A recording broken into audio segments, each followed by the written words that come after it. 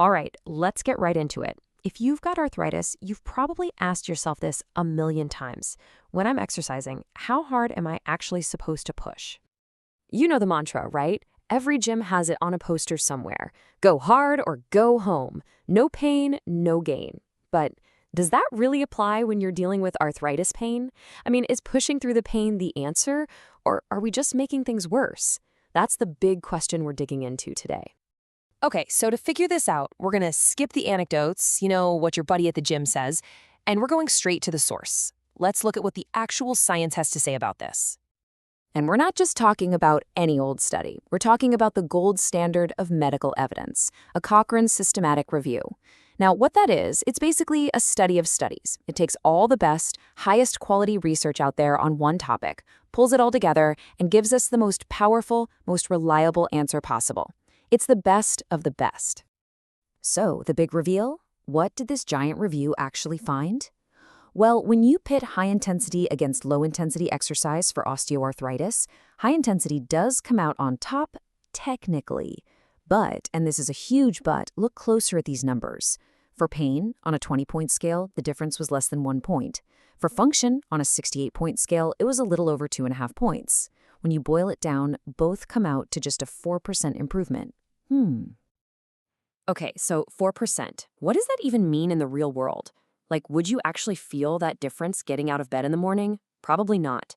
See, in medicine, there's this really important idea called the minimal clinically important difference, or MCID.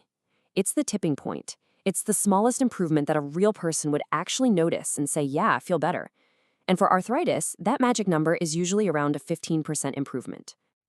And there it is. That's the punchline. That 4% benefit we saw, it's statistically there, sure, but it doesn't even come close to that 15% mark. The researchers themselves basically said, yeah, the difference is so small, it's not likely to be important to an actual patient.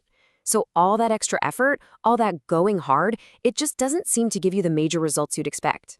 Now, I have to add one more really important detail here, especially if you're a science nerd like me. The authors actually rated the quality of all this evidence as low. Why? Well, a lot of the original studies had some issues. Things like a high risk of bias, they were too small, the reporting was all over the place. The review authors even said flat out that new research is probably going to change these results. So bottom line, this is the best info we have right now, but it is absolutely not the final word on the subject. Okay, so if go hard or go home is officially busted, then what's the alternative? What should we be doing? Well, this is where we pivot from working harder to working smarter. And to really get why movement is so key, you have to hear this analogy. It's fantastic. Think about the cartilage in your joints like a sponge. Every time you move and put some pressure on it, you squeeze the sponge, pushing out all the old, junky waste products. Then, when you release the pressure, the sponge expands and soaks up all this fresh, nutrient-rich joint fluid.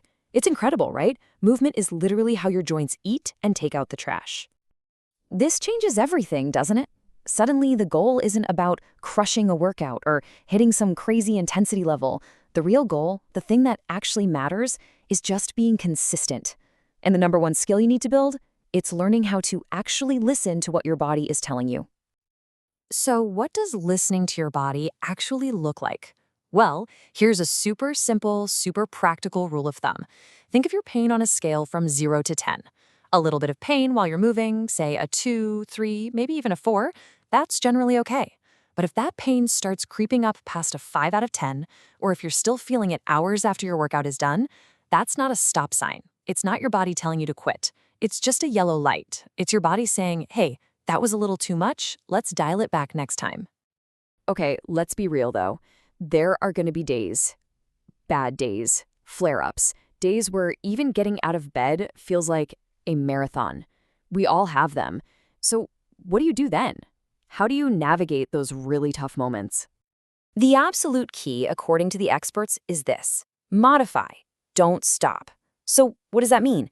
It could be swapping your usual 30-minute walk for a gentle 15-minute stroll.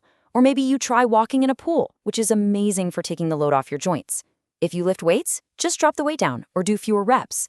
And the golden rule always is, if something causes a sharp, stabbing pain, just don't do it.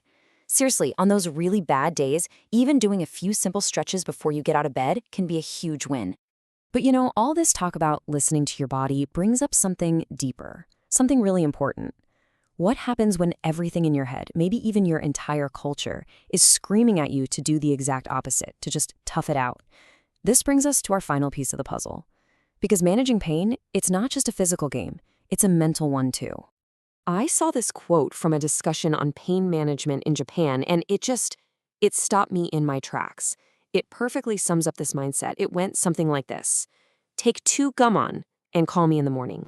Gammon? What's that? Well, gammon is a Japanese word, and it's this deeply ingrained cultural idea that comes from Zen Buddhism. It means to endure the unbearable with patience and dignity. To be stoic, to tough it out. And look, that can be a really noble quality in many parts of life. But when you apply that idea to physical pain, well, that's when you can run into big trouble, like a whole culture of undertreating pain. And this isn't some abstract idea. Just look at these real experiences people have shared. Being told to just gammon their way through the agony of a kidney stone. Being told the pain after a C-section or during childbirth isn't a big deal. The common thread here, and maybe you felt this yourself, is the feeling of being dismissed. The feeling that your pain isn't real, or that you're just supposed to suck it up and suffer in silence. Okay, let's tie all of this together. What have we learned? The science says that going super intense doesn't really give you any meaningful extra benefit. The practical advice says the real secret is consistency and listening to your body's signals. And the human side of things, it shows us we have to fight against that pressure to just endure it. So the big takeaway is this: managing arthritis with exercise isn't a battle of intensity or endurance.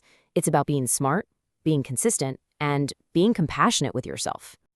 Which leaves me with one last thought for you to chew on. In a world that's constantly shouting, "Go harder, push through it, no pain, no gain," maybe the toughest, most intense workout we could possibly do is to finally get quiet enough to listen to our own bodies. What do you think?